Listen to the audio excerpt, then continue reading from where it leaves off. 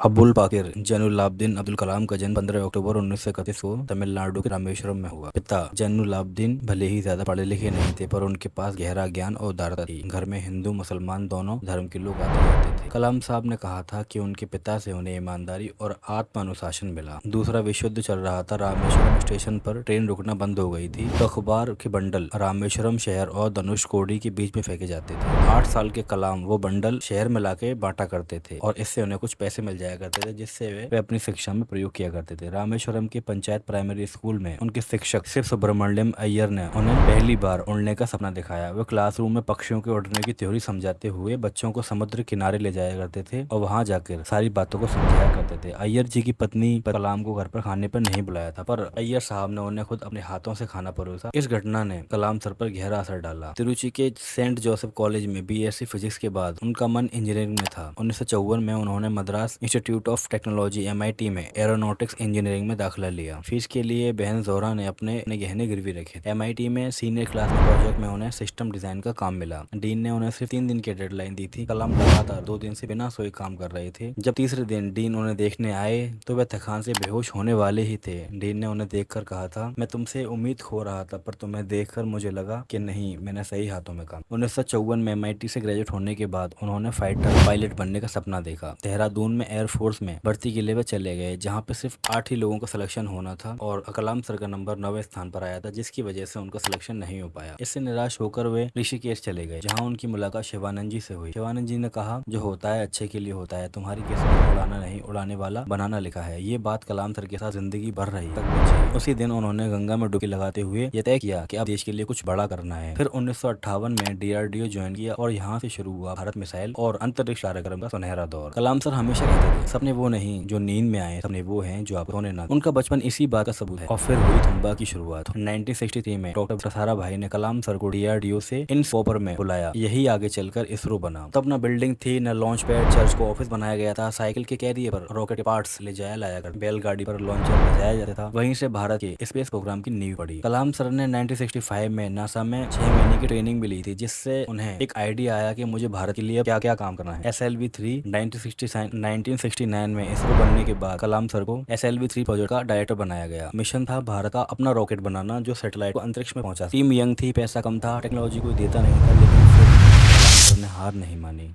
10 अगस्त 1979 पहली कोशिश फेल हुई। सैटेलाइट बंगाल की खाड़ी में गिर गया। प्रेस कॉन्फ्रेंस में इसरो चीफ सतीश धवन खुद सामने आए, सारी जिम्मेदारी अपने ऊपर ली और कलाम सर को कहा, तुम कल फिर से शुरू करो। 18 जुलाई 1980 दूसरी कोशिश SLV-3 सफल हुआ और रोहिणी RS-1 सैटेलाइट को ऑर्बिट में पहुंचा दिया गया। दुनिया का 7वां देश भारत दुनिया का 7वां देश बन गया जिसके पास अपना सैटेलाइट लॉन्च करने की क्षमता थी। USA, USSR, फ्रांस, जापान, चीन, UK के बाद भारत सतीश धवन को 1982 में कलाम सर को DRDO वापस बुलाया गया, डायरेक्टर DRDL हैदराबाद बनाकर। सरकार ने कहा, तुमने रॉकेट बहुत बना लिया, अब देश के लिए मिसाइल बनाओ। 18 जुलाई 1983 में कलाम सर ने integrated guided missile development program यानी IGMDP शुरू किया। एक साथ उन्होंने 5 मिसाइलों पर काम किया, जिनमें पृथ्वी, अग्नि, आकाश, त्रिशूल और नाग शामिल है। जब अग्नि मिसाइल का 1989 में सफल परीक्षण हुआ तो पूरी दुनिया ने देखा कि भारत अब लंबी दूरी तक तय कर अपने दुश्मन को मार सकता है। मीडिया और लोगों ने तभी कलाम सर को मिसाइल मैन ऑफ इंडिया कहना शुरू कर दिया। 1990 में उन्हें पद्म भूषण मिला। 1992 तक वे DRDO और scientific adviser to defence minister बन चुके। सबसे बड़ी बात, IGMDP ने भारत को मिसाइल टेक्नोलॉजी में आत्मनिर्भर तो बनाया ही, कलाम सर हमेशा कहा करते थे, स्ट्रेंथ रिस्पेक्ट स्ट्रेंथ, ताकतवर बनो, दुनिया तभी इज्जत करेगी। तारीख थी 11 मई 1998 दोपहर 3:45 पर राजस्थान के पोखरण में 3 परमाणु परीक्षण किए गए। फिर 13 मई को 2 और परीक्षण किए गए। कुल 5 परीक्षणों को ऑपरेशन शक्ति या पोखरण कहा गया। इस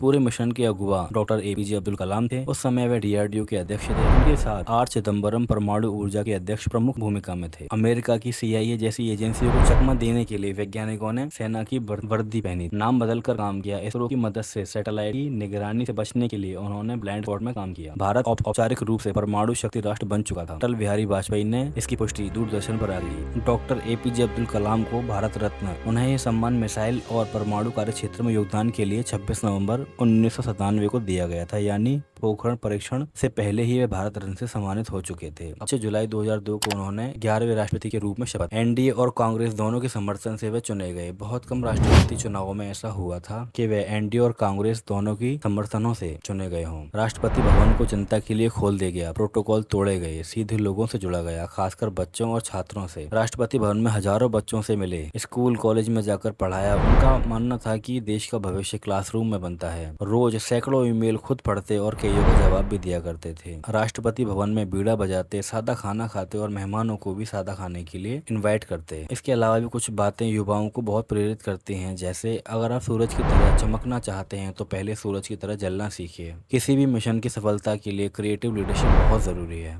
2007 में कार्यकाल पूरा होने के बाद भी वे पढ़ाते रहे, लिखते रहे, छात्रों के बीच ही रहे। उन्हें सबसे ज्यादा खुशी वे 2012 से 2015 तक बीएचयू वाराणसी के चांसलर भी रहे थे। इसके अलावा इसरो, अन्ना यूनिवर्सिटी, आईआईटीज में भी छात्रों से जुड़े रहे। उन्हें पीपल प्रेसिडेंट से स्टूडेंट प्रेसिडेंट बनना ज्यादा पसंद था।